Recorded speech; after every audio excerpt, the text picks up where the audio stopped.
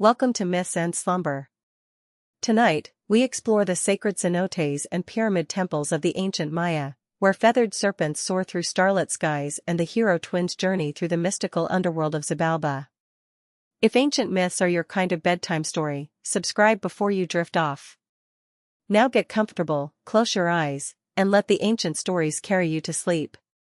Close your eyes now, dear traveler, and let your breathing slow to match the ancient rhythms of the rainforest. Feel yourself sinking deeper into comfort, deeper into the embrace of timeless wisdom that awaits. Tonight, we journey to a realm where jade-green jungles stretch beyond memory, where pyramids pierce the canopy like stone prayers to forgotten gods. We walk in the footsteps of the Maya, those master astronomers and dreamers who read the future in the dance of planets and carved their deepest truths into living stone. In this sacred space between waking and sleeping, we will witness the birth of worlds and the games of gods. We will see how the hero twins descended into the underworld's darkest chambers, how the feathered serpent brought wisdom to humanity, and how the great calendar wheels turned through cycles of creation and destruction. The jungle night embraces us now. Somewhere in the darkness, a jaguar moves with silent purpose, and the stars above trace the same patterns they illuminated for Mayan priests 1,000 years ago. In the beginning, when time itself was young and the world existed only as potential in the cosmic void, there was darkness upon the face of the waters. This was not the simple absence of light, but rather a living darkness, pregnant with all possibilities, waiting for the first words of creation to spark into being. The Popol Vuh, that sacred book of the Kitsch Maya, tells us that in those primordial moments, only the sky and the sea existed, calm and silent in the darkness. The waters stretched endless and still, like obsidian mirrors reflecting nothing, for there was nothing yet to reflect. Above, the heavens waited in perfect stillness, while below, the depths held their breath in anticipation. But consciousness stirred in this void. The great creator deities, known as the makers and modelers, existed in this space between spaces. Heart of Sky was there, the sovereign deity whose very breath would bring motion to the stillness. With him dwelt sovereign plumed serpent, whose feathered coils would weave the patterns of existence itself. These were not beings as we might imagine them, with form and substance, but rather living principles of creation, consciousness without boundary, wisdom without limit. The waters began to stir, slowly at first, like a sleeper awakening from the deepest dream. Currents formed and flowed, creating patterns of movement that had never existed before. The darkness itself seemed to recoil from the growing energy, gathering itself into shadows that would later give birth to night and mystery and the hidden places of the world. And then, with a sound like 1,000 quetzal birds taking flight, the first light blazed forth across the cosmos. This was not the harsh light of conquest, but the gentle illumination of dawn breaking over still waters. It revealed what the creators had spoken into being, a world taking shape beneath their words, rising from the depths like a dream becoming manifest. The waters parted, and dry land appeared, not barren but already quickening with the promise of life to come. Mountains thrust upward from the earth's flesh, their peaks piercing the sky like the fingers of giants reaching toward the source of their creation. Valleys opened between them like cupped hands, ready to hold the rivers that would soon flow down from the heights. The creators named each place as it appeared, and their names became part of the landscape's essence, woven into stone and soil and the very air itself. Let there be trees, the makers commanded, and the earth responded with enthusiasm. First came the great cecropia trees, their silver-white trunks standing like pillars in a living temple. Then the mahogany and Spanish cedar, the ramon and sapodilla, each species carrying its own gifts and secrets. Their roots delved deep into the earth's heart while their branches reached high toward the light, creating the first bridges between the underworld and the heavens above. The forest grew thick and dense, filled with mystery and shadow. Lianas spiraled up the massive trunks, creating rope bridges for the creatures yet to come. Orchids bloomed in impossible profusions of color, their petals like scattered jewels in the green twilight beneath the canopy. The air grew sweet with the perfume of flowers and the earthy richness of decomposing leaves, creating the eternal cycle of death and rebirth that would become one of nature's most sacred mysteries. And in this growing paradise, the creators began to populate their world with living beings. First came the animals, each crafted with careful attention to its role in the great web of existence. The jaguar padded through the undergrowth on silent paws, its spotted coat a map of stars that would teach humans to read the night sky. The quetzal bird spread iridescent feathers that captured every color of the rainbow, its long tail plumes destined to crown the heads of kings and priests. Deer stepped delicately through the forest clearings, their grace a lesson in moving through the world with reverence and awareness. Monkeys chattered in the high branches, their playful wisdom teaching that joy and intelligence often go hand in hand. Every creature, from the tiniest hummingbird to the mighty cecropian moth, carried within itself a spark of divine purpose, a unique way of celebrating the gift of existence. But as the creators observed their work, they realized something was missing. The animals could not speak their names or offer praise for the gift of life. They could not build altars or burn copal incense or read the movements of the stars. They could not remember the stories of creation or pass them on to their offspring in words of power and meaning. Beautiful as they were, they could not fulfill the deepest purpose for which this world had been made, to house beings capable of conscious gratitude and worship. And so began the first great attempt to create humanity, an endeavor that would test even the wisdom of the gods and teach them that consciousness itself is the most delicate and mysterious of all their creations. For making beings capable of thought and speech and memory would prove far more challenging than calling forth mountains from the void or breathing life into the creatures of forest and stream. The stage was set, the world prepared like a vast temple awaiting its priests. The earth pulsed with life and beauty, the sky wheeled overhead in perfect order, and the gods prepared to undertake their greatest work, the creation of beings who could bridge the gap between mortal flesh and divine consciousness, creatures who could hold both earth and sky within their hearts and minds. The creators, having filled their world with beauty and teeming life, turned their attention to their greatest challenge, fashioning beings capable of consciousness and reverence. This task would require not one attempt, but several, each teaching the gods more about the delicate balance between matter and spirit, between the earthbound body and the soaring mind. For their first attempt, the makers and modelers chose to work with mud, that primordial substance born of earth and water. With infinite care, they shaped figures from the rich clay found at the borders of rivers and lakes. Their hands moved with divine precision, crafting forms that resembled their vision of perfect beings, upright creatures with faces turned toward the sky, hands capable of grasping tools and shaping the world around them, minds prepared to hold the vast mysteries of existence. The mud figures were beautiful in their way, smooth and perfectly proportioned, their faces serene as sleeping children. When the creators breathed life into these clay forms, animation flowed through them like water soaking into parched earth. The first mud beings opened their eyes and looked upon the world their makers had prepared for them. They stood upright and took their first tentative steps through the forest paradise. The creators watched with growing concern as these first beings wandered aimlessly through the forest. They showed no curiosity about the wonders surrounding them, no recognition of the divine power that had brought them into existence. They could not comprehend the flight of the quetzal or read meaning in the patterns of stars overhead. Their minds remained as formless as the clay from which they had been shaped. And so the first race of humanity was unmade, dissolving back into the earth from which it came. The creators learned their first great lesson, that consciousness cannot be imposed from without but must arise from within, from the perfect marriage of matter and spirit, body and mind, earth and sky. Undaunted by this initial failure, the makers and modelers prepared for their second attempt. This time they chose wood as their medium, reasoning that living timber would hold its shape better than mud and perhaps provide a more stable foundation for consciousness. They selected the finest trees from their forest, straight-grained cedars and strong mahogany, woods that had stood for centuries absorbing the wisdom of sun and rain, earth and air. With tools of divine craftsmanship, the creators carved these wooden beings with even greater care than they had shown the mud people. Each figure was unique, its grain patterns creating distinctive features, its heartwood core providing strength and durability. The wooden people were tall and straight, their forms elegant and pleasing to behold. When the breath of life entered them, they moved with a fluid grace that seemed almost dancerly, their wooden joints articulating smoothly as they walked through their paradise home. But as days turned to seasons, the creators perceived fatal flaws in these wooden people as well. Though they could speak, their words carried no warmth, no emotion, no true understanding.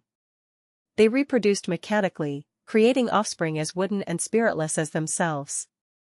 Most troubling of all, they showed no gratitude to their makers, no awareness of the divine love that had brought them into existence. Their prayers were empty recitations, their offerings perfunctory gestures without meaning or sincerity. They went through the motions of reverence like elaborate puppets, but their wooden hearts remained cold and unfeeling. They could not weep with joy at a sunrise or feel their spirits soar at the sight of mountains wreathed in clouds. The sacred fire of true consciousness never ignited within them. Even worse, these wooden beings began to multiply rapidly, filling the earth with their hollow presence. They consumed resources without gratitude, altered the landscape without reverence, and lived their mechanical lives without ever pausing to wonder at the mystery of their own existence. They became like parasites upon the beautiful world the creators had made, taking everything and offering nothing of value in return. The creator gods watched this unfolding disaster with growing alarm. Their beautiful world was being overrun by beings who could not appreciate its wonder or honor its sacredness. The wooden people lived like unconscious automata, going through the motions of existence without ever truly awakening to life itself. The destruction that followed was swift and thorough. The creators called upon all the elements to rebel against the wooden people. The sky opened and rain fell in torrents, flooding the valleys and swelling the rivers beyond their banks. The earth itself shook with mighty tremors, causing the wooden beings to topple like falling trees. Even the animals and plants turned against their false masters, the creatures that the wooden people had thoughtlessly exploited rising up in rebellion.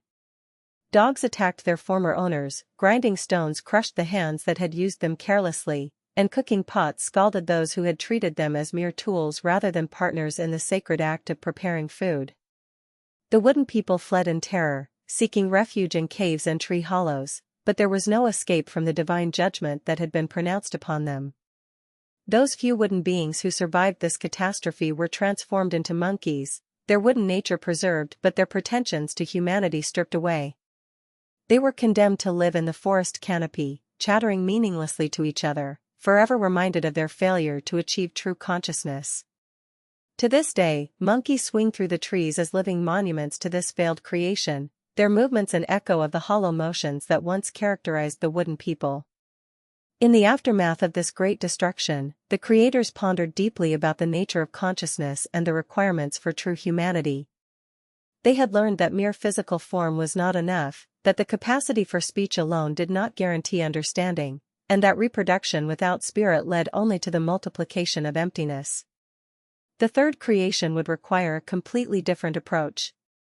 The substance from which true humanity was made would need to be something that could house not just life, but awareness, not just movement, but purpose, not just speech, but genuine understanding and gratitude.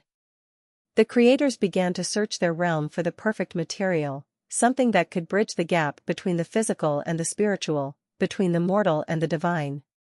They would need to discover maize, that sacred grain that would provide not just sustenance for the body but the very foundation for conscious, grateful, reverent humanity. But that discovery would require a journey into the hidden places of the world, where the greatest treasures are kept guarded by the most formidable challenges. The true creation of humanity would begin not with the shaping of clay or the carving of wood, but with the finding of the one substance capable of nurturing both flesh and spirit in perfect harmony. Before humanity could be perfected, before the final creation could succeed, the cosmic balance itself needed to be restored through acts of heroism that would echo through all subsequent ages. This is the time when the great hero twins entered the world story, though their tale begins with their father's courage and the price he paid for challenging the lords of darkness. In those days when the wooden people still walked the earth, there lived a man whose skill at the sacred ball game was legendary throughout the land.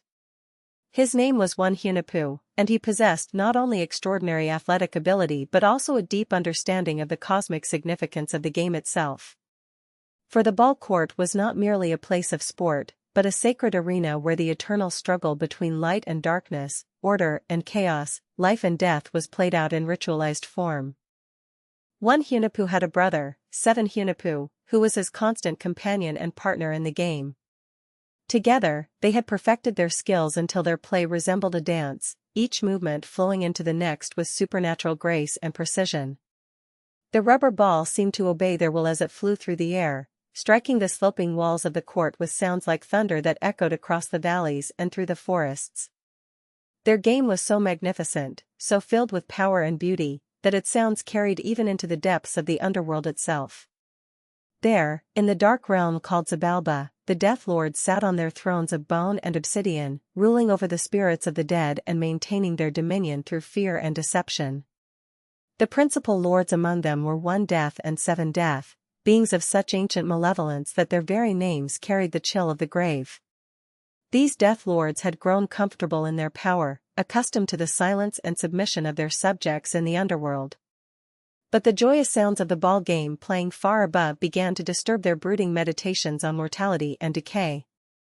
The rhythmic thunder of the ball striking the court walls, the shouts of encouragement from spectators, and most of all, the obvious pleasure and vitality of the players themselves, all served as irritating reminders that life and joy still flourished in the world above.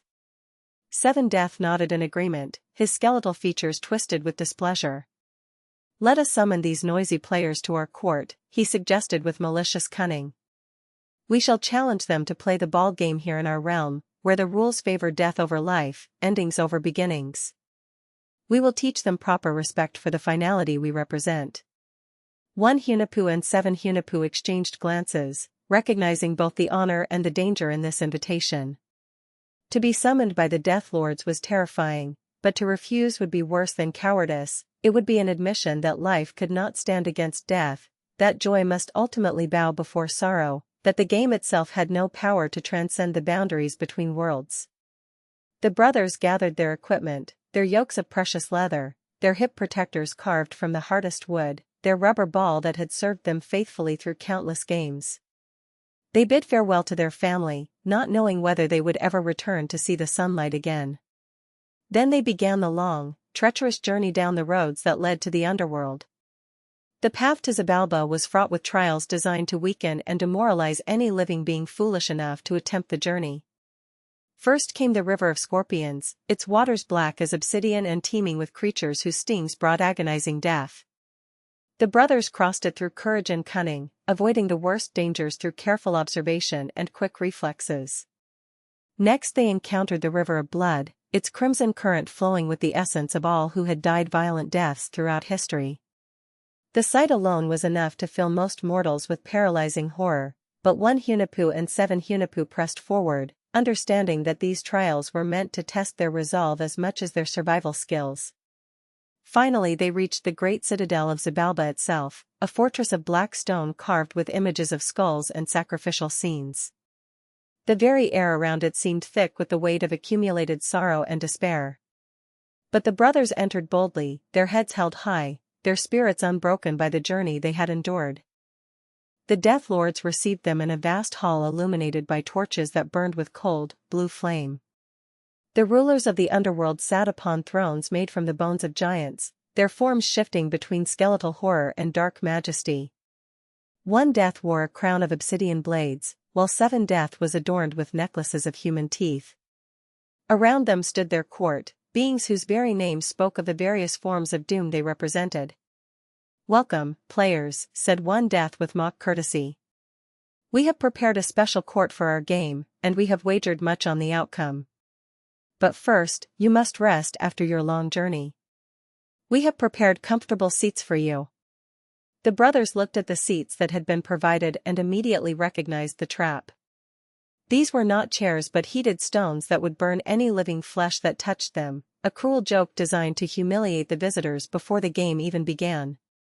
But One Hunahpu and Seven Hunahpu were too wise to fall for such an obvious deception. "We thank you for your hospitality," replied One Hunahpu diplomatically, "but we prefer to remain standing until the game begins. Our bodies are still warm from the journey, and we would not wish to grow too comfortable before testing our skills against such renowned players as yourselves."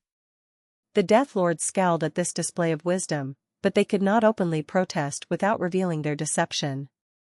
Instead, they led the brothers to a guest house where they were to spend the night before the game.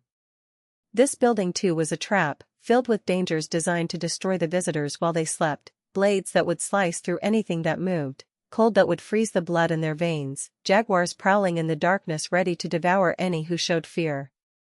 But the brothers' greatest challenge was yet to come, and it would test not their wisdom or their courage, but their very understanding of what it meant to be alive in a realm dedicated to death.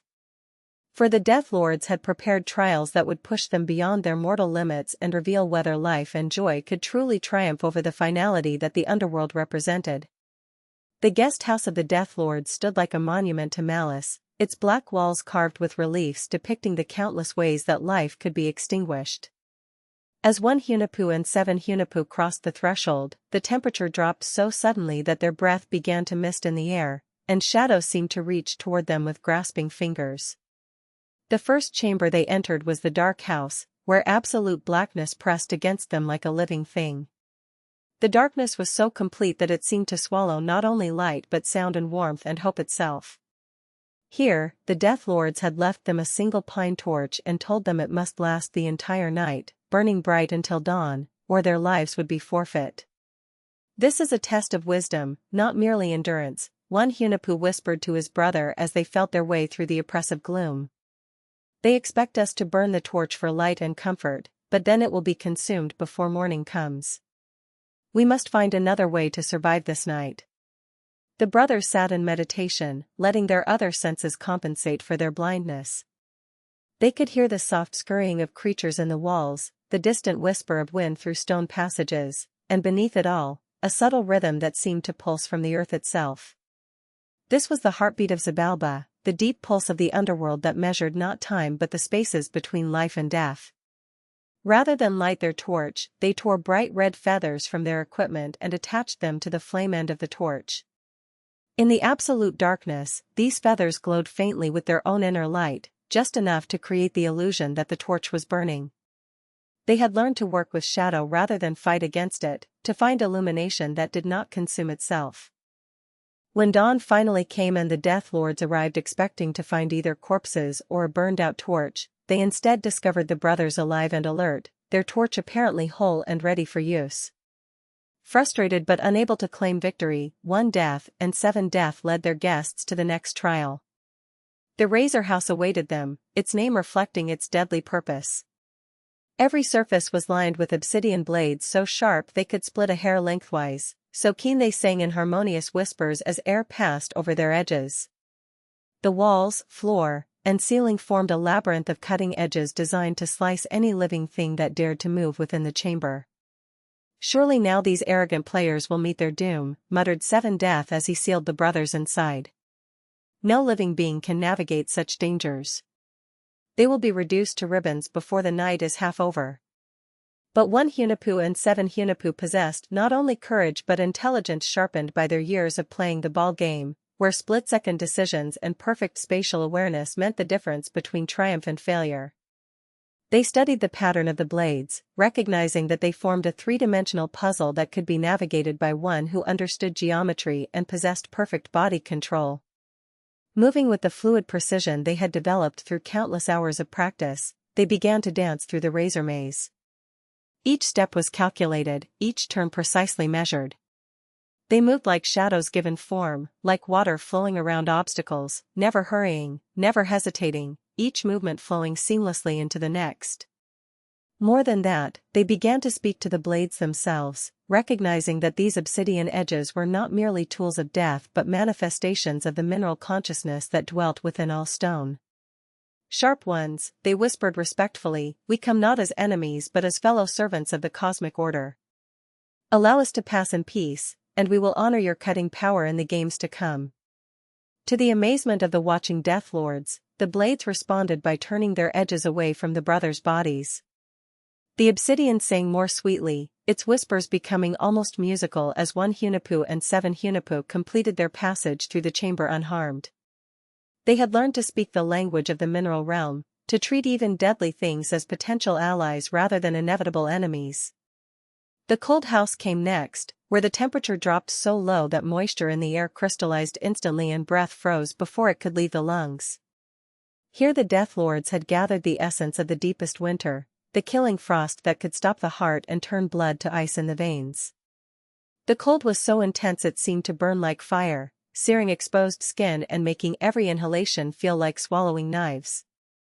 The jaguar house tested them next, filled with the great cats of the underworld whose eyes glowed like stars in the darkness and whose claws could rend both flesh and spirit. These were not ordinary jaguars but the primordial spirits of predation itself, creatures that embodied the necessary role of death in the great cycle of existence. They padded through the chamber on silent paws, their spotted coats rippling with muscle and shadow, their presence both beautiful and terrifying. Rather than cower in fear or attempt to fight creatures far stronger than themselves, 1 Hunahpu and 7 Hunahpu recognized these jaguar spirits as fellow players in the cosmic game. They began to move in patterns that mimicked the cat's own hunting dance, showing respect for their power while demonstrating their own worthiness as opponents. They offered small portions of their own food to the jaguars, sharing their sustenance as equals rather than trying to assert dominance or plead for mercy. The great cats circled the brothers for hours, testing their courage and resolve. But gradually they recognized in these human visitors something akin to their own nature, the warrior spirit that could face death without flinching, the predator's instinct married to wisdom and restraint. By dawn, the jaguars had accepted the brothers as worthy adversaries, allowing them to pass unharmed but marked now with the spiritual scent of those who had earned the respect of the underworld's greatest hunters.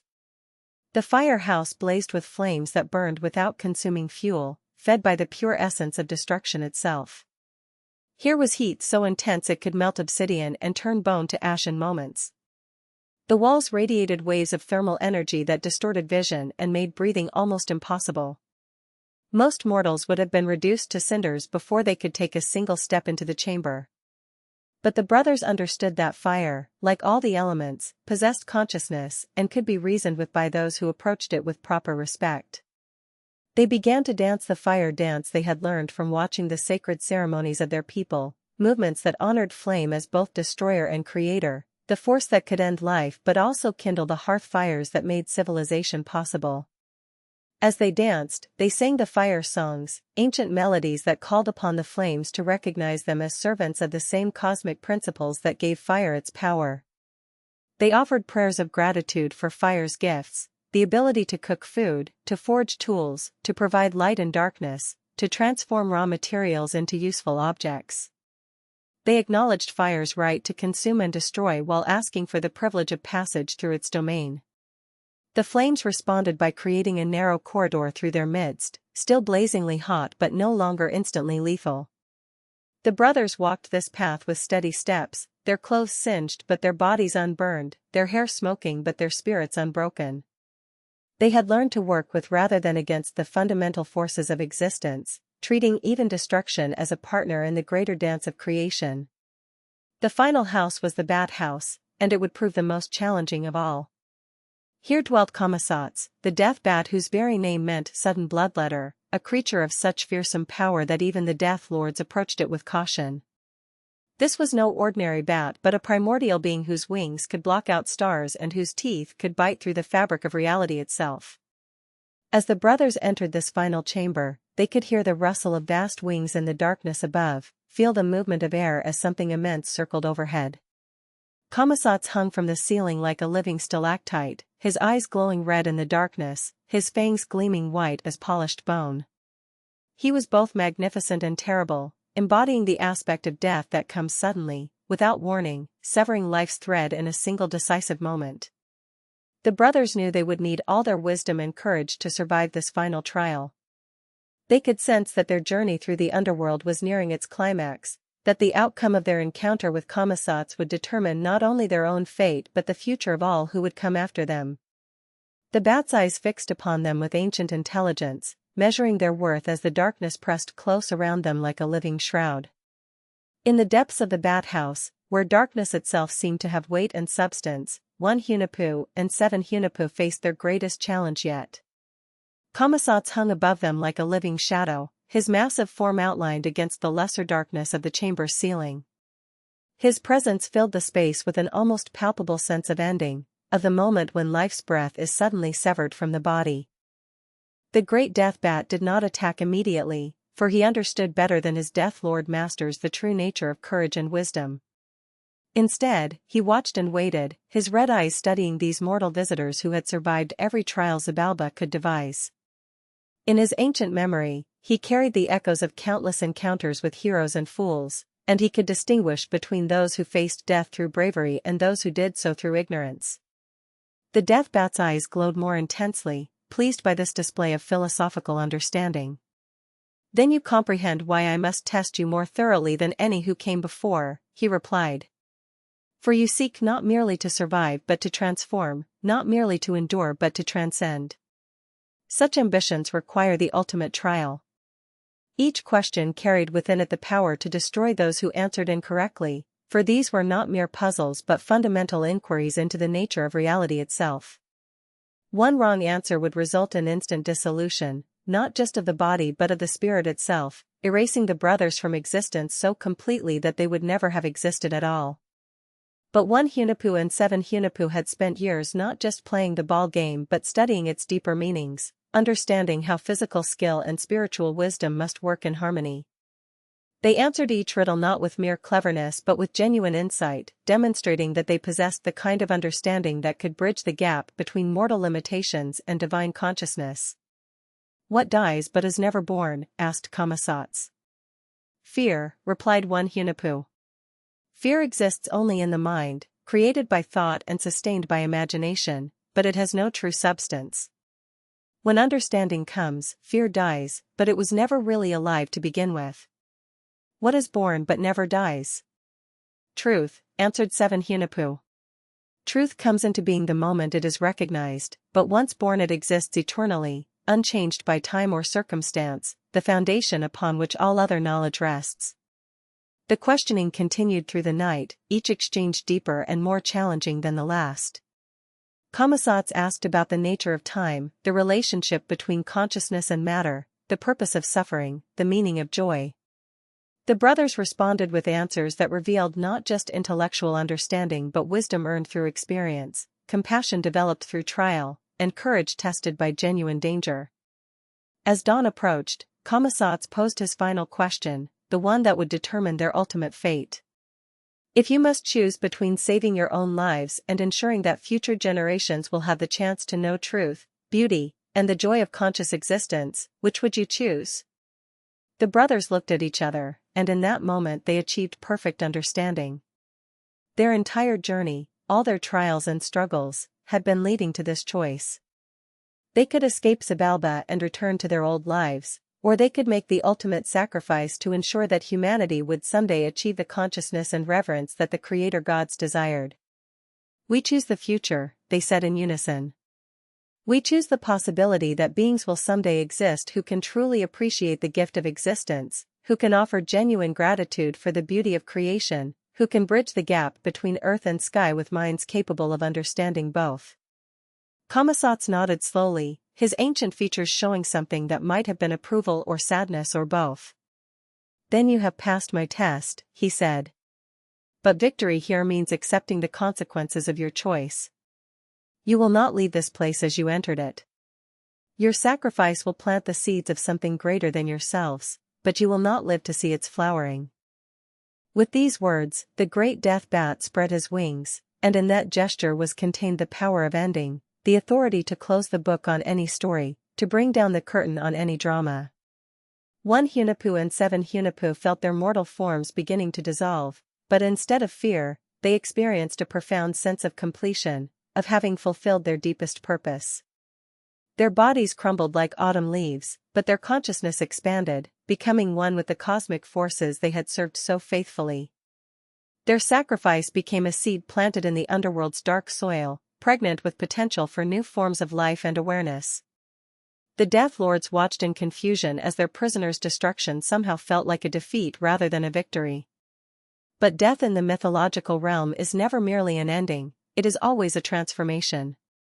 The essence of one Hunahpu, freed from mortal limitations, began to work changes in the underworld itself. His severed head was hung in a calabash tree as a trophy, but instead of rotting, it merged with the fruit, transforming the previously barren tree into something miraculous. The calabash fruits that grew from this union possessed an otherworldly beauty and an irresistible attraction. They glowed with soft inner light and exhaled a perfume that spoke of mysteries beyond mortal understanding. Word of this wonder spread throughout Xibalba, reaching even the daughters of the Death Lords, who were forbidden from approaching the tree but could not resist its allure. Among these daughters was Blood Moon, whose curiosity burned brighter than her fear of her father's displeasure. She had heard the whispered stories of the heroic brothers, their courage in facing every trial, their wisdom in answering Kamisat's riddles, and their final sacrifice for the sake of future generations. The fruit tree had become a monument to their nobility, and she felt compelled to see it for herself. As Blood Moon extended her palm toward the nearest fruit, it released a shower of seeds that fell into her cupped hand like drops of light. But these were not ordinary seeds, they carried within them the concentrated essence of heroism, wisdom, and sacrifice that had characterized the brothers' journey through Xibalba. The moment they touched her skin, they dissolved into her being, planting within her womb the potential for a new kind of existence. Blood Moon had been miraculously impregnated, but not with ordinary children. The seeds of one Hunahpu would grow within her into beings who carried within them both the wisdom of the underworld and the light of the upper world, heroes who could navigate between realms and complete the work their father had begun. They would be the true hero twins, and their coming would herald the final chapter in the great drama of creation. When Blood Moon's father, one of the Death Lords, discovered her condition, his rage shook the foundations of Xibalba itself. "How dare you defile yourself with the essence of our enemies," he thundered. "You have brought shame upon our house and contaminated our realm with the possibility of hope and renewal." But the damage, from the Death Lord's perspective, was already done. Blood Moon fled to the upper world, seeking sanctuary among the living, carrying within her the seeds of beings who would possess the power to challenge the dominion of death itself. Her escape marked the beginning of the end for the unchallenged rule of darkness, the first crack in the foundation of despair that the Death Lords had built their kingdom upon.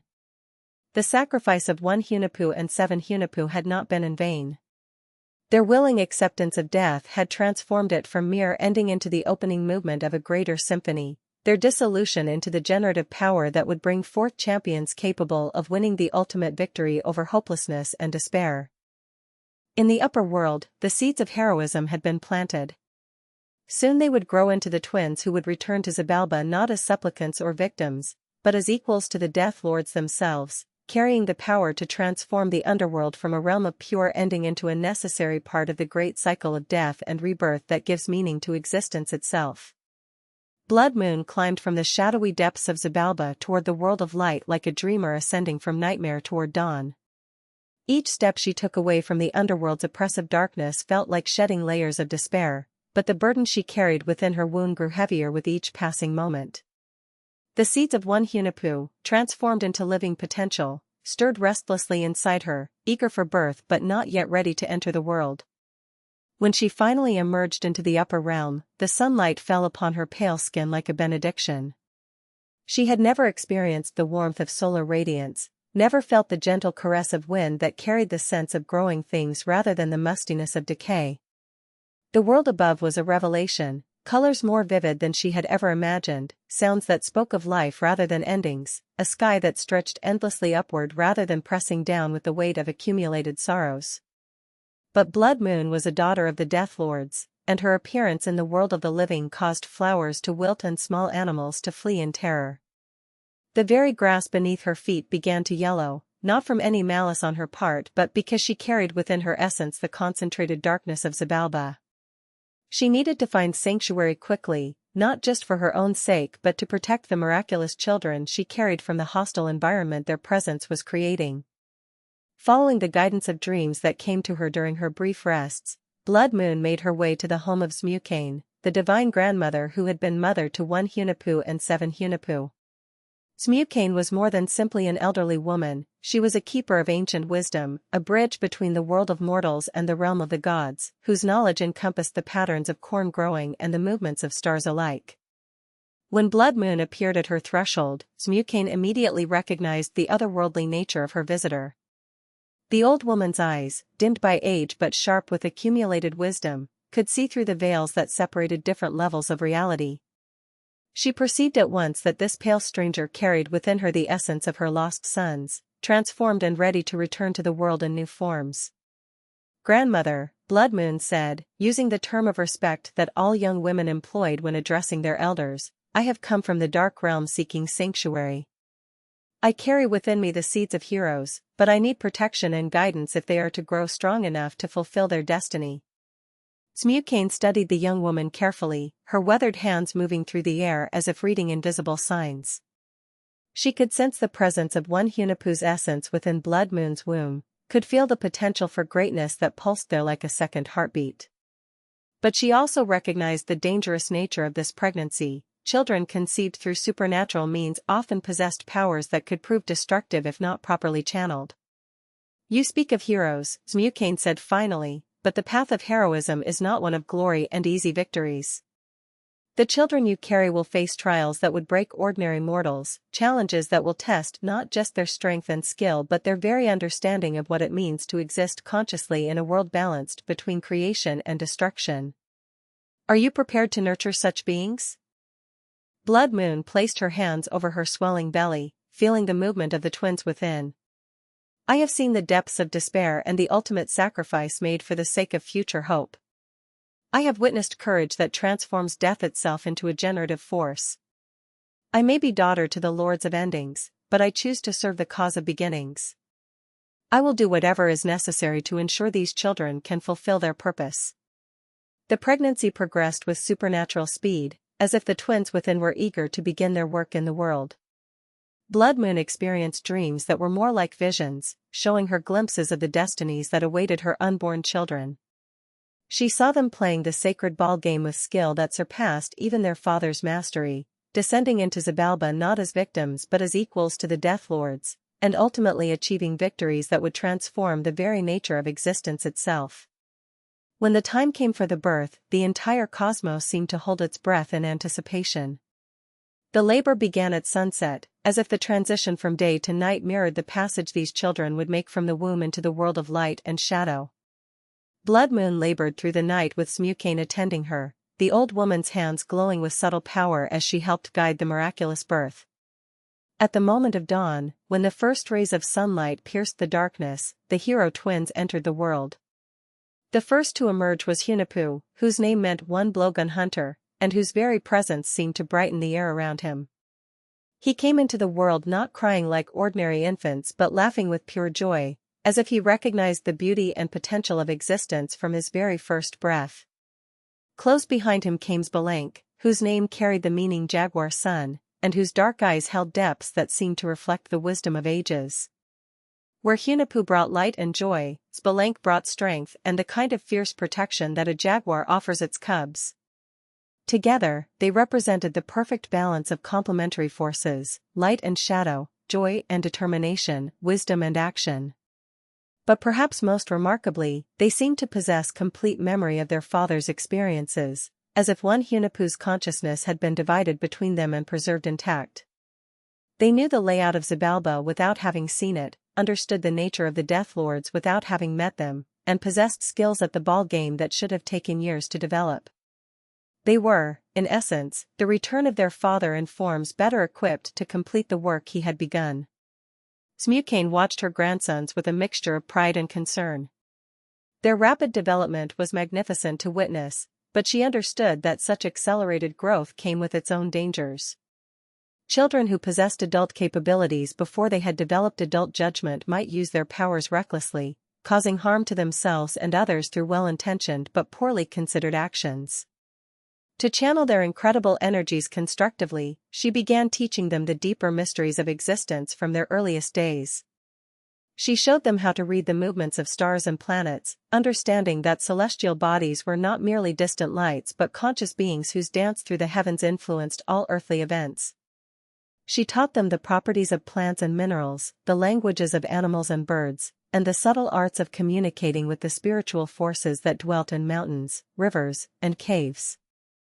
Most importantly, she instructed them in the sacred significance of the ball game itself. "This is not merely sport," she explained as they practiced with balls made from rubber tapped from forest trees. "The ball court represents the cosmos in miniature. The ball is the sun in its daily journey across the sky.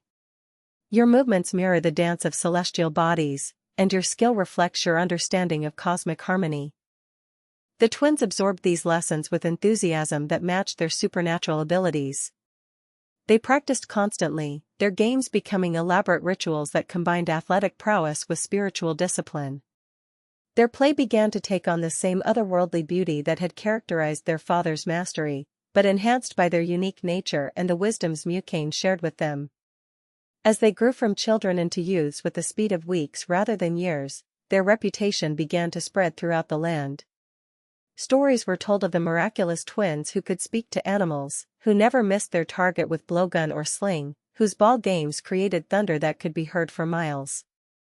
Some of these tales reached the ears of their half-brothers, the children one Hunahpu had fathered before his journey to Xibalba.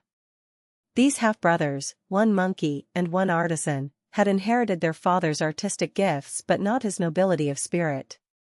They were skilled at music, painting, carving, and all the refined arts that civilized people valued.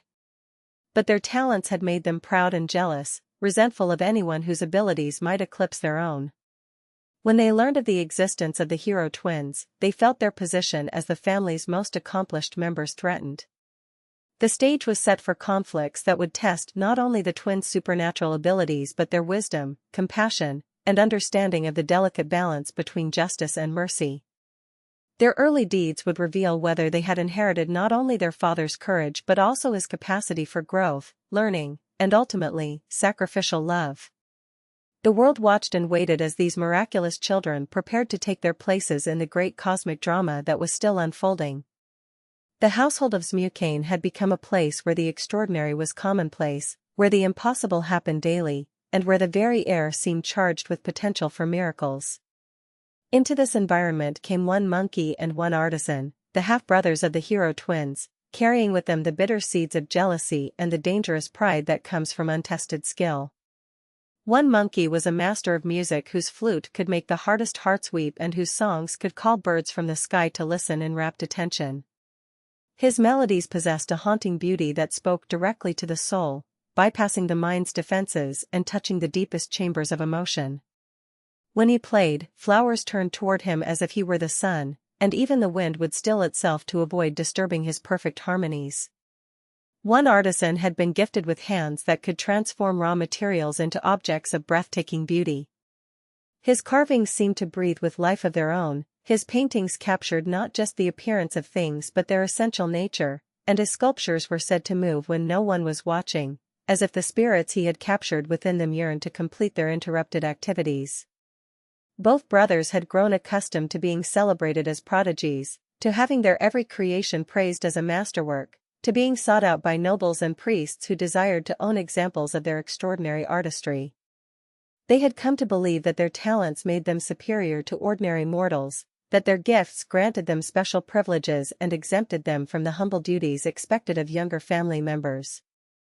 When they arrived at Xmucain's home and encountered the hero twins, their first reaction was disbelief, then dismissal, then growing alarm as they witnessed abilities that far exceeded their own. Hunahpu and Xbalanque welcomed their half-brothers with warmth and respect, eager to learn from their artistic skills and to share their own knowledge of the deeper mysteries. But one monkey and one artisan interpreted this enthusiasm as presumption, as if these newcomers were claiming equality with their acknowledged superiors. Who are these children who dare to act as if they belong in the company of true artists? One monkey whispered to his brother as they watched the twins practice their ball game with supernatural skill. They may possess certain crude athletic abilities, but do they understand the refined sensibilities required for true creative work? Can they appreciate the subtle gradations of beauty that we have spent our lives mastering? One artisan nodded in agreement, his eyes narrowing as he observed the way their grandmother treated the twins with obvious favor and pride. "They are interlopers," he replied. "They have somehow wormed their way into our grandmother's affections through trickery and false modesty. We must find a way to expose them for the pretenders they are before they completely usurp our rightful position in this household." But the hero twins, possessed of their father's noble spirit and their grandmother's wisdom, continued to treat their half-brothers with genuine respect and affection. They asked to learn the arts of music and carving, not from any desire to compete but from sincere appreciation for beauty in all its forms. They offered to share their own knowledge in return, suggesting that perhaps athletic skills and artistic talents could complement each other in ways that neither could achieve alone. This generous attitude only inflamed the jealousy of one monkey and one artisan further. They began to devise subtle humiliations designed to expose what they believed must be the twins' hidden incompetence. They would ask the hero twins to perform impossibly difficult artistic tasks, expecting to reveal their limitations and restore the proper order of things in the household. "Dear brothers," one artisan said with false sweetness one morning, "we have been commissioned to create a sculpture for the temple, but our hands are temporarily afflicted with cramping. Perhaps you could assist us by climbing that tall tree and retrieving the perfect piece of wood we need for the carving?" The tree he indicated was a cecropia of enormous height, its trunk smooth as polished jade and impossible to climb by ordinary means. One artisan was certain that the twins would either refuse the task, revealing their limitations, or attempt it and fail embarrassingly, demonstrating their lack of the supernatural abilities they seemed to claim. But Hunahpu and Zbalanque exchanged a glance that contained volumes of communication, understanding immediately both the test they were being given and the motivations behind it. Rather than respond with anger or hurt feelings, they chose to use this as an opportunity to demonstrate not their superiority but their desire for harmony within the family. "Of course we will help," Zbalanque replied warmly. "But the wood you seek must be very special indeed to require such effort to obtain. Perhaps you would accompany us and help guide our selection? Your artistic eye would ensure that we retrieve exactly what you need for your masterpiece." The invitation put one monkey and one artisan in a difficult position. They could not refuse without appearing churlish, but they had no means of climbing the impossible tree themselves. They were forced to follow the twins to the base of the great cecropia, where their inability to match the supernatural abilities they had sought to expose became apparent. Hunahpu and Zbalanque scaled the tree with fluid ease, their movements so graceful they seemed to be dancing up the smooth trunk rather than climbing it. They moved like spirits of the forest itself, finding handholds where none existed, defying the laws that bound ordinary mortals to earthbound existence. Within moments they had reached the crown of the tree, far above the forest canopy, where they could select from the finest branches. But as they worked to harvest the perfect piece of wood, their half-brothers below began to experience a strange transformation. The sight of the twins' impossible grace, their easy mastery of challenges that would defeat any normal person, and most of all their genuine desire to help despite having been set up for humiliation, worked changes in one monkey and one artisan that they had not anticipated. Their jealousy began to transform into something else, a bitter resentment mixed with growing awareness of their own limitations. They realized that their artistic gifts, however refined, were still bound by earthly constraints, while the hero twins seemed to operate beyond such limitations entirely. The comparison revealed not just the twins' superiority but their own relative smallness, and this realization was more painful than simple jealousy. As they stood there looking up at their half-brothers working among the highest branches, one monkey and one artisan began to feel their humanity slipping away. Their resentment crystallized into something harder and more permanent than mere emotional reaction. Their refined sensibilities, turned inward and focused on their own wounded pride, began to reshape them both physically and spiritually. The transformation was gradual but irreversible. Their features began to elongate, their limbs to extend and become more flexible. Their carefully cultivated artistic sensitivity became exaggerated into the restless curiosity of creatures driven by instinct rather than conscious purpose.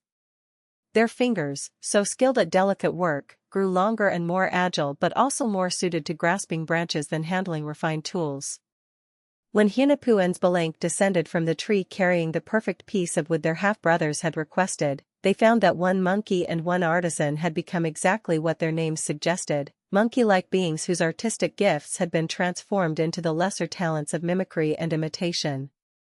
They had lost their humanity through allowing jealousy and pride to consume their nobler qualities, becoming cautionary examples of what happens when talent is divorced from wisdom and compassion. The hero twins looked upon their transformed half-brothers with sadness rather than triumph. They understood that this change was not a punishment they had inflicted but a consequence of choices their half-brothers had made, the inevitable result of allowing negative emotions to dominate their spirits.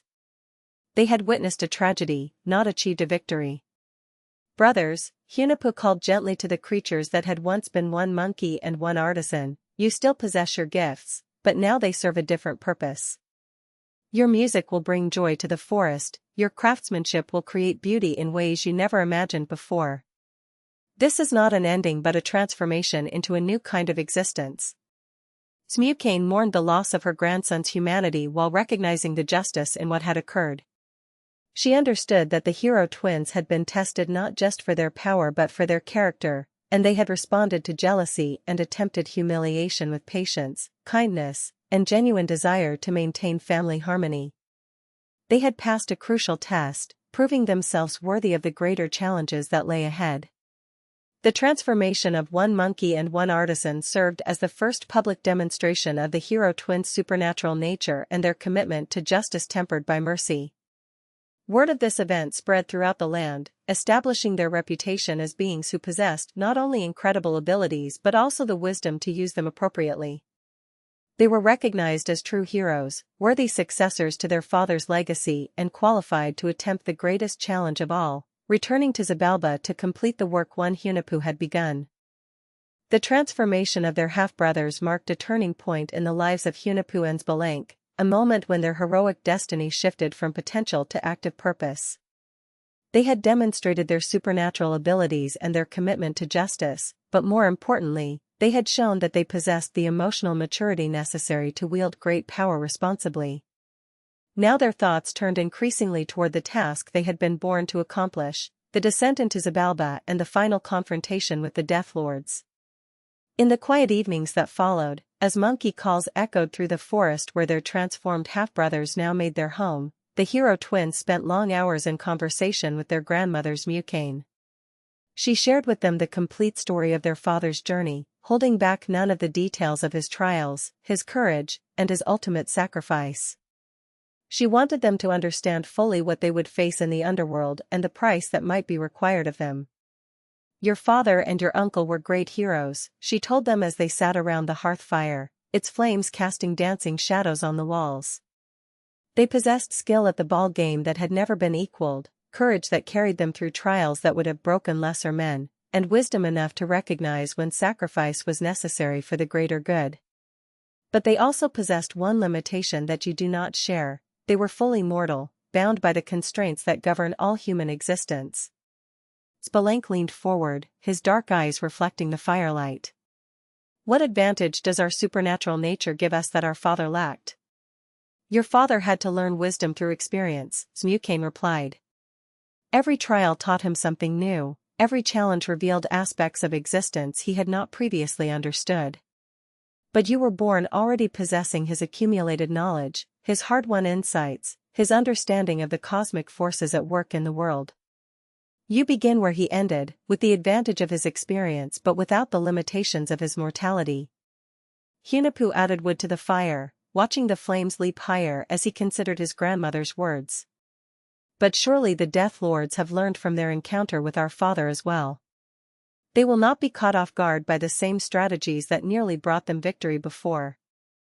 They will have prepared new traps, devised different trials, perhaps even recruited allies to help them maintain their dominance over the underworld.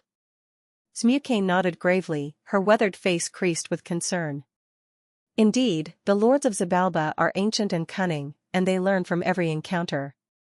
They will have spent the years since your father's death devising new ways to test and defeat any who dare challenge their authority.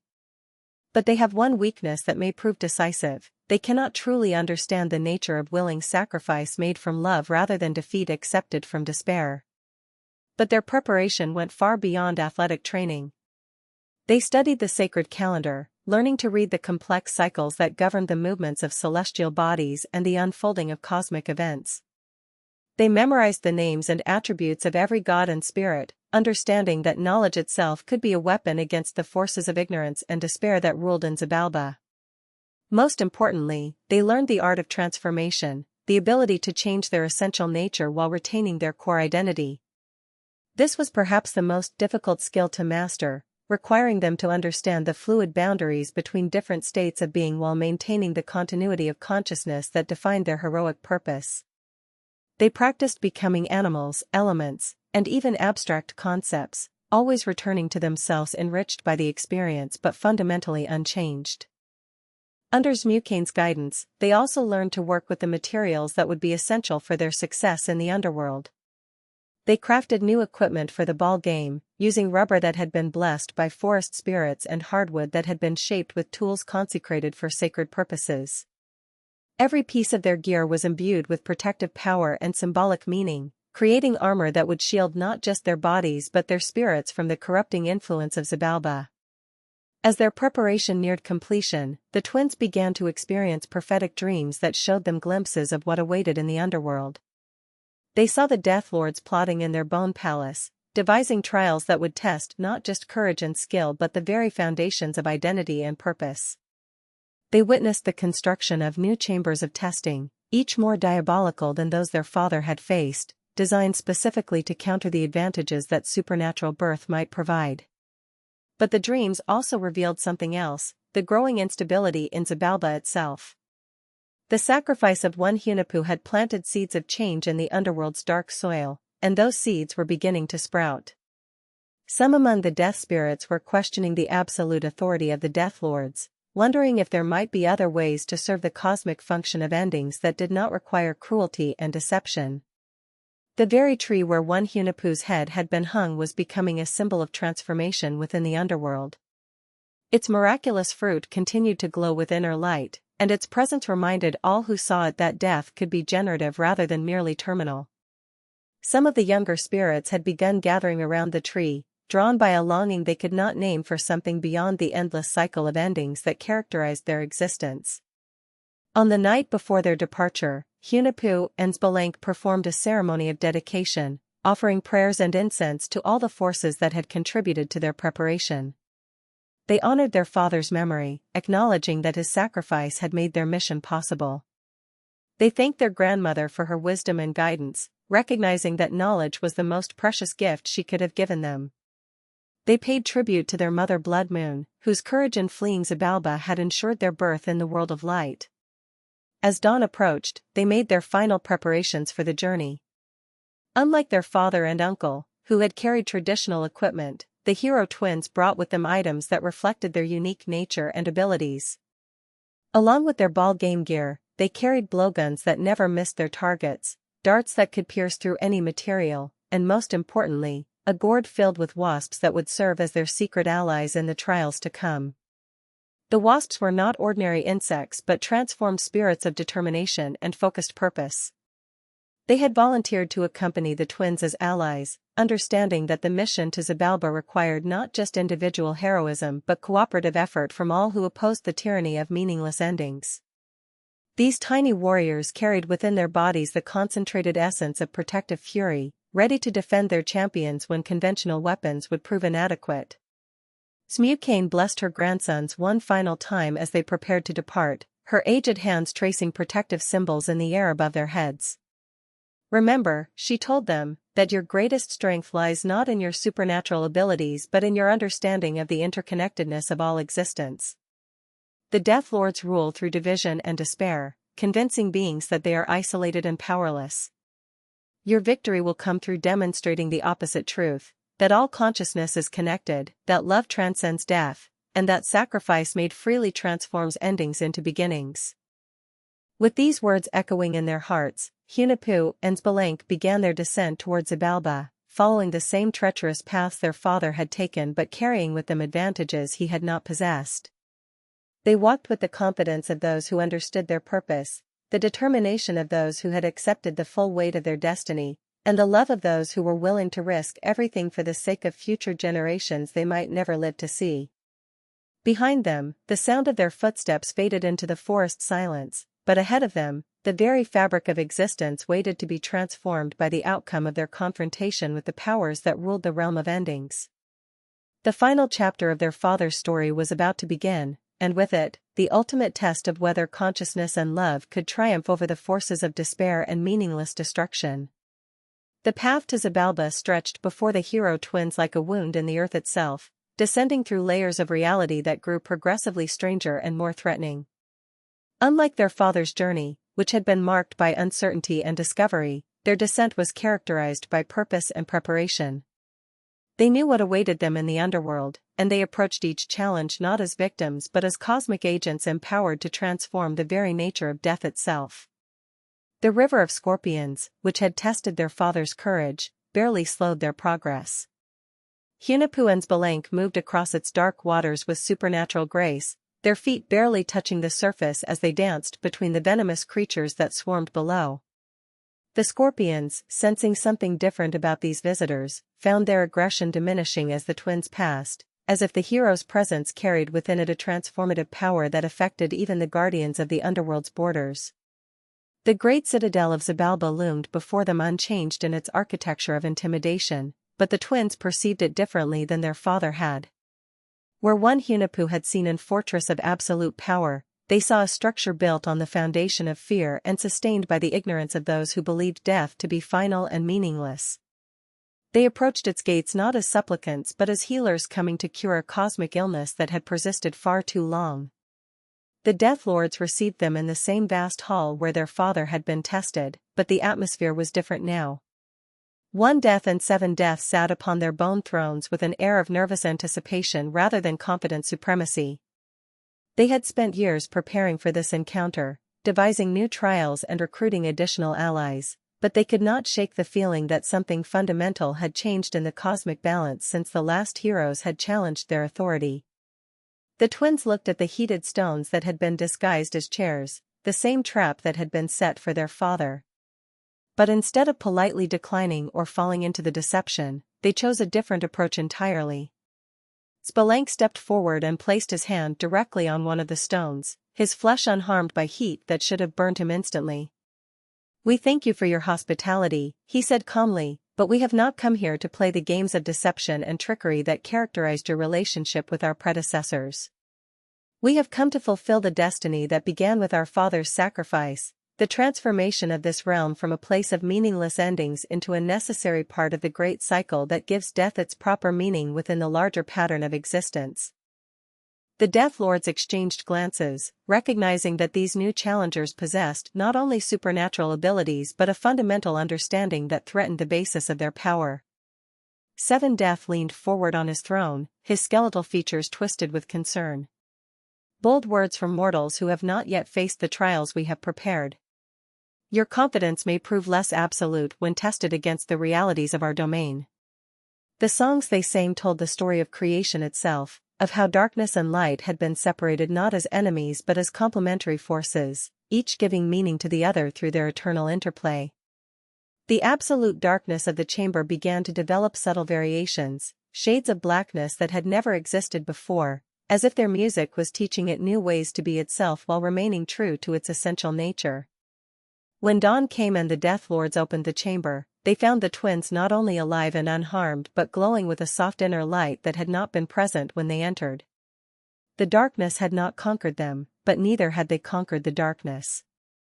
Instead, they had achieved a synthesis that transformed both, creating a new state of being that partook of both shadow and illumination while being limited by neither.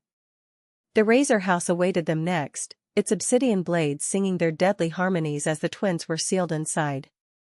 But Hunapuen's Balank possessed knowledge that their father had lacked, the understanding that consciousness itself could not be cut by any physical blade, no matter how sharp. They began to separate their awareness from their bodies, not through some mystical technique but through the simple recognition that they were more than their physical forms. As their consciousness expanded beyond the boundaries of flesh and bone, the razor blades found nothing solid to cut. The twins moved through the chamber like thoughts moving through a mind, unimpeded by obstacles that could only affect material substance. But more than simply avoiding the blades, they began to communicate with them, recognizing that even these instruments of cutting possessed their own form of consciousness, their own purpose within the cosmic order. "Sharp ones," they whispered to the obsidian edges, "you serve the function of separation, of defining boundaries, of creating the distinctions that allow individual things to exist. But separation need not mean isolation, and cutting need not mean destruction. Help us to separate truth from falsehood, reality from illusion, the eternal from the temporary. The blades responded to this recognition by reshaping themselves, their cutting edges becoming tools of discernment rather than destruction. When the Death Lords opened the chamber, they found the twins seated in meditation among razors that had been transformed into mirrors, each one reflecting a different aspect of truth that the underworld had long tried to keep hidden. In the cold house, the twins did not fight against the killing frost but embraced it as another teacher.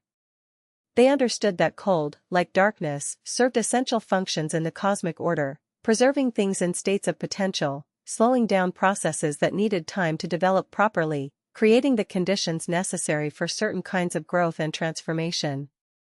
As they moved through the chamber, their breath creating crystals of ice that reflected rainbow patterns in the dim light, they began to see the cold house not as a place of death but as a place of preserved possibility.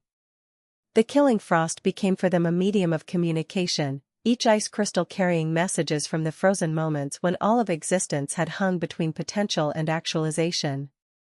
The jaguar house tested them differently than it had their father. The great cats that prowled through the chamber recognized immediately that these visitors were not prey to be hunted but fellow predators whose hunting grounds extended far beyond the physical realm. The jaguars circled the twins with curiosity rather than aggression, sensing in them the same focused intensity that characterized their own nature. Hunapu and Spalank spent the night in conversation with the jaguar spirits, learning from them the secrets of perfect focus, absolute presence in the moment, and the kind of patient stillness that can explode into decisive action when the proper moment arrives. The great cats shared with them the wisdom of the hunt, that success comes not from aggression but from perfect understanding of patterns, timing, and the delicate balance between effort and effortlessness. In the firehouse, the twins achieved perhaps their greatest triumph of understanding. Rather than trying to survive the consuming flames, they began to dance with them, their movements becoming part of the fire's own rhythm. They understood that fire was not simply destruction but transformation, the force that could break down old forms to make space for new ones to emerge. As they danced, their bodies began to burn, but instead of being consumed, they were refined.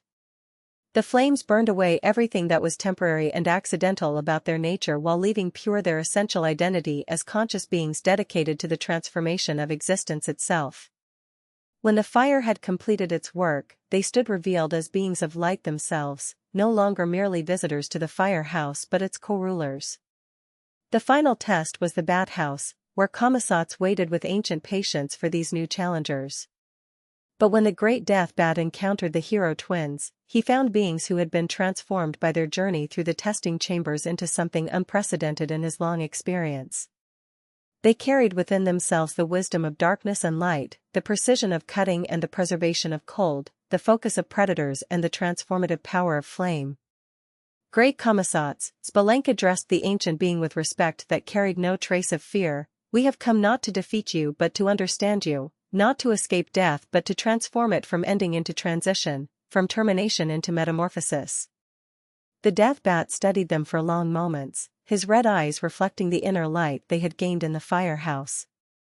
Your father came here seeking to preserve life, he said finally.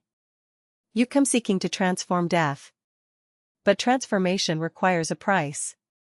Are you prepared to pay it? We are prepared to pay whatever price is necessary, Hunapu replied, but we believe the price will be different than what our father paid. He had to die to plant the seeds of transformation. We must live to nurture them into full flowering. What followed was not a test of riddles or a challenge of survival, but a collaborative ritual of cosmic importance. Commissats and the hero twins worked together to perform the ceremony that would transform Xibalba from a realm of pure ending into a place where death served its proper function within the larger cycle of existence. They wove together the powers of termination and continuation, destruction and creation, ending and beginning, creating a new synthesis that honored both aspects of the cosmic dance. When the ritual was complete, Xibalba had been fundamentally transformed. The Death Lords retained their authority, but it was now authority over necessary endings rather than meaningless destruction, over transitions rather than terminations, over the spaces between lives rather than the negation of life itself. The underworld had become what it was always meant to be, not the enemy of existence but its essential partner, making new beginnings possible through the proper completion of what had come before. With Xibalba transformed but not conquered, the hero twins faced their final and most crucial challenge, the cosmic ball game that would determine not just their own fate but the fundamental nature of the relationship between life and death, creation and destruction, order and chaos. This was the game their father had died trying to win, the cosmic contest that represented in physical form the eternal struggle for balance in the universe itself. The court prepared for this ultimate match was unlike any that had existed before. Carved from obsidian and jade, it stretched for miles through the heart of Xibalba, its walls inscribed with the complete history of existence from the first moment of creation to all possible futures. The very ground beneath their feet pulsed with the rhythm of cosmic time, while the sky above reflected every star that had ever shone or ever would shine. 1 Death and 7 Death took the court as the champions of endings, but they were no longer the cruel tyrants who had dominated the underworld through fear and deception. The transformation ritual had changed them as well, revealing their true nature as cosmic necessities rather than evil forces. They now represented the principle that all things must eventually reach completion, that every story must have its proper conclusion, that the cycle of existence requires both beginnings and endings to maintain its eternal dance. Hunahpu stepped forward, the sacred ball glowing in his hands like a captive star. "We propose different stakes," he replied. "Not the dominance of one principle over another, but their proper integration. The game will determine not whether life defeats death or death defeats life, but whether they can learn to dance together in the harmony that gives meaning to both." The Death Lords considered this unprecedented proposition. In all their eons of existence, they had never participated in a contest where victory did not require the complete defeat of the opposing force. The concept of winning through integration rather than domination was so foreign to their nature that it required fundamental revision of their understanding of conflict itself. 7 Death nodded slowly, his skeletal features showing something that might have been curiosity. "You propose a game where all players can achieve victory? Where the outcome creates harmony rather than supremacy? Such a contest has never been attempted in any realm, mortal or divine. The very cosmos would have to restructure itself to accommodate such an outcome." The game that followed transcended all previous concepts of athletic competition or cosmic contest. As the ball flew through the air, it carried with it the concentrated essence of every moment that had ever existed, every decision that had shaped the course of reality, every choice that had created the branching paths of possibility. Each strike of hip or shoulder against the rubber sphere sent reverberations through multiple dimensions, affecting not just the immediate contest but the underlying structure of existence itself. The hero twins played with supernatural skill, their movements synchronized to the rhythm of creation itself. Every leap, every dive, every perfectly timed strike demonstrated their understanding that the game was not about defeating their opponents but about creating a new form of cosmic dance that included both construction and destruction as essential elements. Their play was beautiful beyond description, combining athletic prowess with spiritual insight in a way that transformed the very nature of competition. The Death Lords matched them stroke for stroke, but their own play was being transformed by the new rules of engagement the twins had proposed. Instead of trying to dominate and humiliate their opponents, they found themselves participating in a collaborative creation, helping to weave a new pattern of existence that gave proper honor to their function while integrating it into a larger harmony. Their traditional role as cosmic antagonists was evolving into something unprecedented, cosmic partners in the dance of existence. As the game progressed, the court itself began to change. The obsidian walls softened into curves that reflected sound in perfect harmonics, turning every impact of the ball into music that resonated through all the realms of existence. The jade floor began to glow with inner light, patterns emerging in its surface that mapped the new relationships being created between opposing forces. The ball, that sacred sphere that represented the sun in its daily journey, began to multiply. What had begun as a single rubber sphere became 2, then 4, then countless orbs of light that danced through the air in patterns of impossible complexity and perfect beauty. Each ball carried within it a different aspect of cosmic possibility, and the players found themselves not simply hitting projectiles but weaving streams of light that painted new constellations across the sky. Hours passed, or perhaps eons. Time itself had become fluid during this cosmic contest. The players moved in perfect synchronization now, their individual identities beginning to merge into a collective consciousness that transcended the boundaries between life and death, creation and destruction, beginning and ending. They were no longer competitors but co-creators, working together to birth a new form of cosmic order. The climax came not with a decisive strike or a final score, but with a moment of perfect understanding.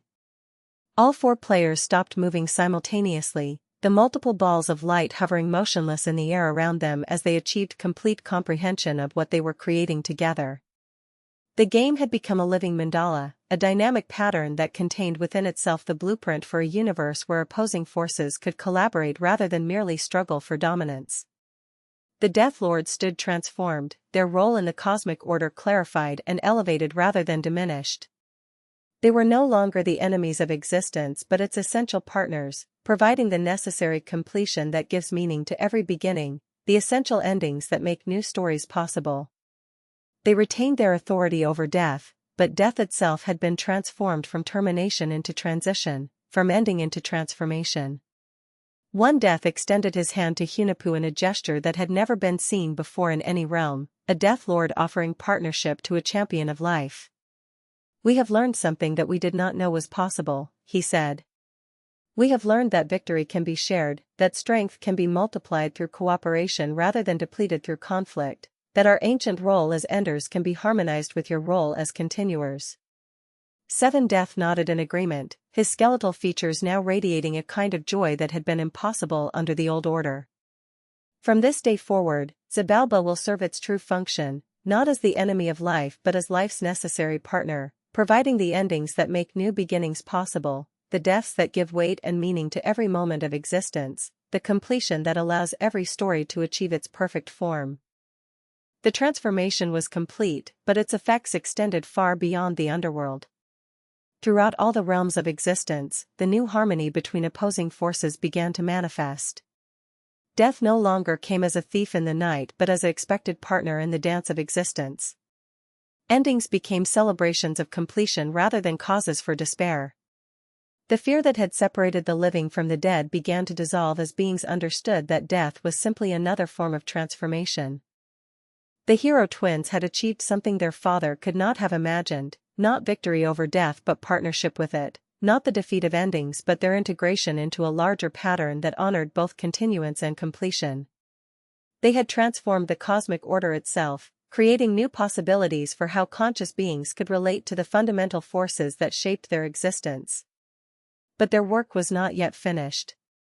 Having transformed the relationship between life and death, they now needed to return to the world above and complete the final act of creation, the making of humanity in a form that could appreciate and participate in the new cosmic harmony they had established. The perfect creation of conscious, grateful, reverent human beings still awaited, and only now, with the cosmic balance restored, could that ultimate work be accomplished. The hero twins emerged from Xibalba transformed not just by their trials but by their fundamental restructuring of the cosmic order itself. They returned to the world above carrying within themselves the new synthesis they had achieved between life and death, creation and completion, beginning and ending. The very air around them shimmered with possibilities that had never existed before, and the earth beneath their feet responded to their presence with an outpouring of fertility and creative energy. Smukane waited for them at the threshold between worlds, her ancient face radiant with joy and pride at their return. But she could see immediately that they had been fundamentally changed by their journey, that they now carried within themselves the authority and wisdom necessary to complete the great work of creation that had been left unfinished for so long. They were no longer merely her grandsons but cosmic agents empowered to shape the very nature of conscious existence. "The creators have been waiting," she told them as they embraced her in greeting. "Heart of Sky and Sovereign Plumed Serpent have watched your journey through Xibalba with growing excitement, understanding that your victory has created the conditions necessary for the final creation of humanity. The balance you have established between opposing forces has prepared the cosmic soil for beings who can truly appreciate the gift of conscious existence." The search for the perfect substance to create true humanity became a quest that engaged all the beneficent forces of existence. The creators and their heroic allies scoured the earth, seeking something that could serve as the foundation for beings capable of both physical existence and spiritual transcendence. They examined countless possibilities: silver and gold that could not decay, crystals that held light within their geometric forms, flowers whose beauty could inspire the deepest emotions. But none of these substances possessed the necessary combination of qualities. They were either too durable, creating beings that would be immortal but unable to appreciate the preciousness of limited existence, or too fragile, producing creatures that would dissolve before they could develop the wisdom that comes through experience. The perfect material needed to balance permanence with change, stability with growth, earthiness with transcendence. The answer came from an unexpected source: the transformed spirits of Xibalba, who had learned through their interaction with the hero twins that cooperation could achieve what domination never could. A delegation of reformed death spirits approached the creators with information about a hidden cache of sacred materials that had been kept secret for eons, preserved in the deepest chambers of the underworld for the day when creation and destruction would finally learn to work together. Deep in the heart of a mountain that straddled the boundary between the world of the living and the realm of the dead, there grew ears of corn unlike any that had ever existed. This was not ordinary maize, but a supernatural grain that had been nurtured by both the forces of growth and the forces of completion, watered with springs that flowed from both earth and sky, tended by gardeners who understood the needs of both body and spirit. The corn kernels were white and yellow, but they glowed with an inner light that spoke of consciousness contained within physical form. Each grain carried within itself the complete potential for awareness, memory, gratitude, and wisdom. This was maize that had been prepared specifically for the creation of beings who would be truly conscious, capable of understanding their place within the cosmic order and offering genuine appreciation for the gift of existence. But obtaining this sacred corn would require one final collaborative effort between the forces that had so recently learned to work together. The mountain where it grew was guarded by elemental powers that tested anyone seeking to harvest the grain, ensuring that it would only be used for purposes worthy of its divine nature. The hero twins would need to lead an expedition that included not only the creators but representatives from every realm that had been touched by their transformation. The expedition that assembled was unlike any gathering that had ever occurred in the history of existence. Heart of Sky and Sovereign Plumed Serpent came with their retinues of lesser creator spirits. The reformed Death Lords sent their most trusted emissaries, beings who had learned to use their power over endings to preserve and protect rather than simply destroy. Animal spirits volunteered to serve as guides and guardians, while plant spirits offered their knowledge of growth and nurturing. Even the Monkey Brothers, the transformed one monkey and one artisan, joined the expedition in their new forms. Their artistic gifts, refined by their experience of transformation, were needed to help shape the sacred corn into forms that could house consciousness while remaining connected to the physical world. They had learned through their own changes that identity could evolve without being lost, that transformation could enhance rather than diminish essential nature. The journey to the sacred corn mountain took the expeditionary force through landscapes that had never been seen by mortal eyes. They traveled through forests where every tree was conscious and could speak of its memories stretching back to the first days of creation.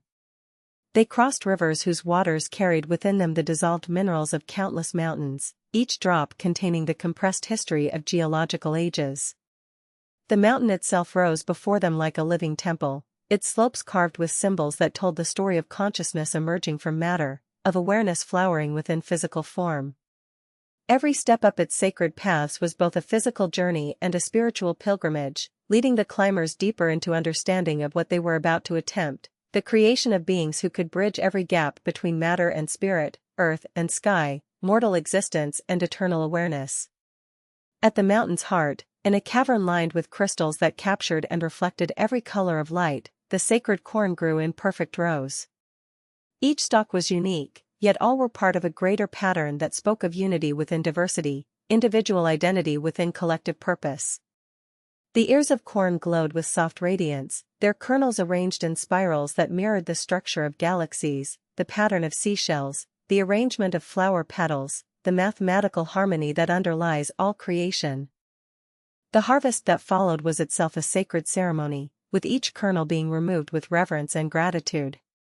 The hero twins and the creators worked together, their hands moving in perfect coordination as they gathered the grain that would become the foundation of true humanity.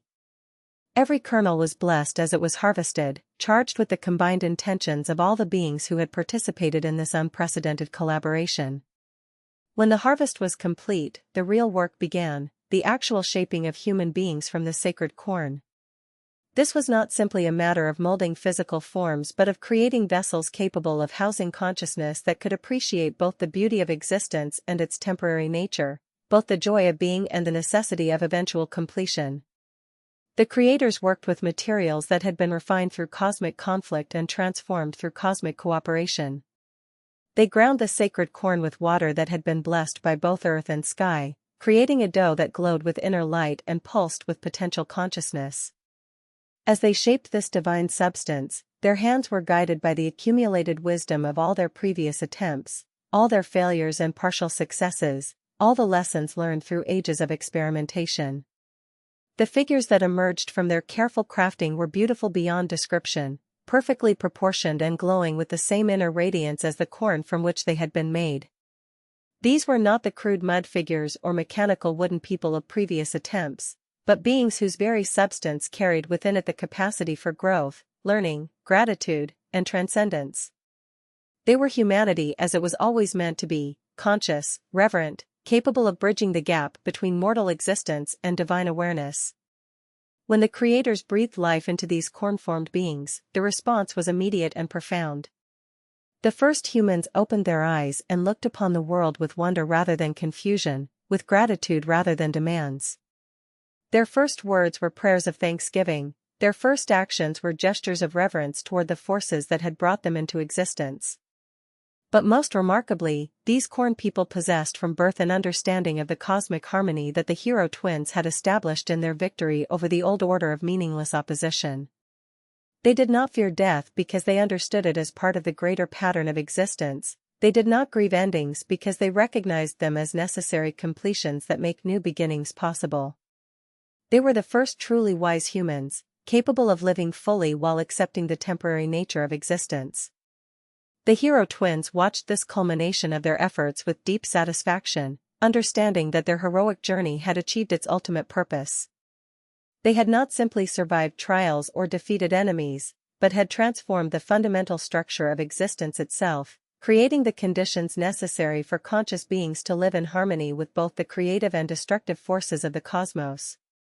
True humanity had finally been born, not through conquest or domination but through synthesis and cooperation, not despite the existence of endings but in full acceptance of their necessity and beauty. The corn people would multiply and spread throughout the earth, carrying within their very substance the wisdom that life and death, creation and destruction, beginning and ending are not enemies but dance partners in the eternal celebration of consciousness discovering itself through embodied existence.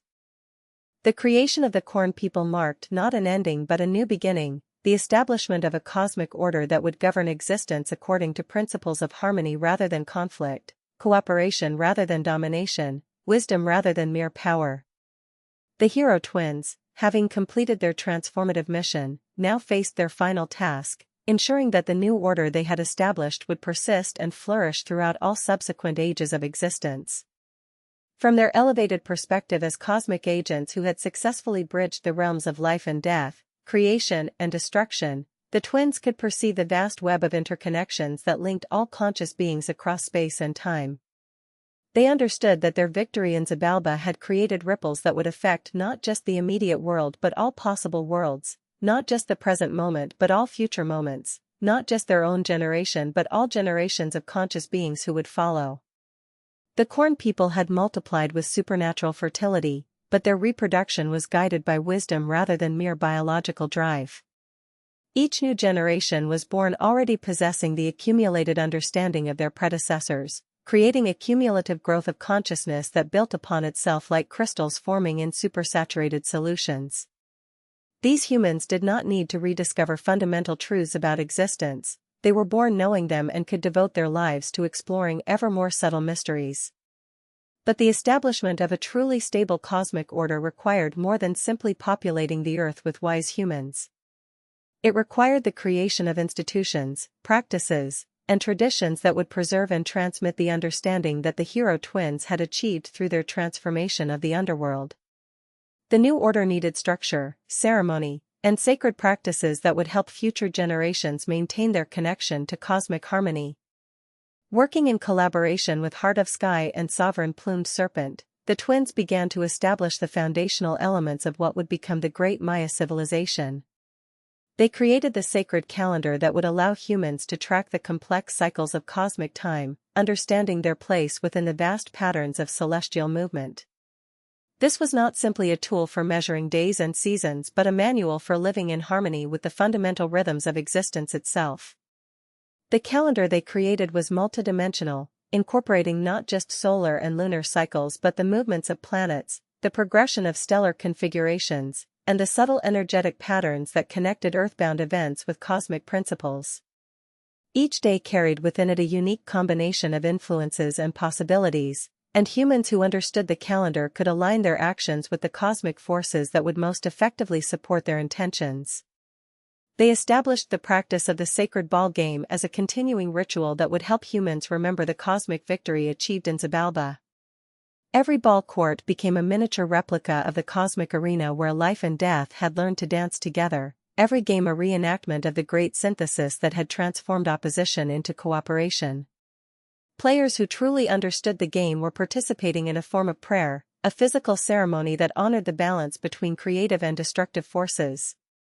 The hero twins taught the Corn people the arts of astronomy and mathematics, understanding that consciousness could only maintain its proper relationship with the cosmos through precise knowledge of cosmic patterns. They showed them how to build observatories that could track the movements of celestial bodies with extraordinary accuracy, how to calculate the length of years and the timing of eclipses, how to predict the return of comets and the precession of stellar configurations. But this scientific knowledge was never separated from spiritual understanding. Every astronomical observation was also a form of worship, every mathematical calculation a meditation on the underlying order that governed all existence. The Maya would become master scientists precisely because they understood science as a sacred practice, a way of communing with the divine intelligence that manifested itself through natural law. The twins also established the tradition of sacred architecture, teaching humans how to build structures that would serve as focal points for cosmic energy and centers for community worship.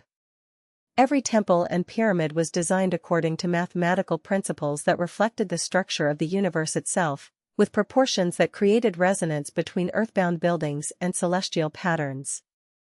These structures were not merely impressive monuments but functional tools for maintaining cosmic alignment. The great pyramids that would rise throughout the Maya lands were designed as artificial mountains, earthbound replicas of the sacred mountain where the divine corn had been harvested.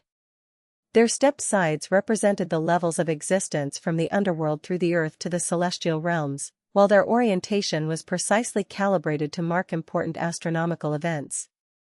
Ceremonies performed at these pyramids connected participants directly to the cosmic forces that governed their lives.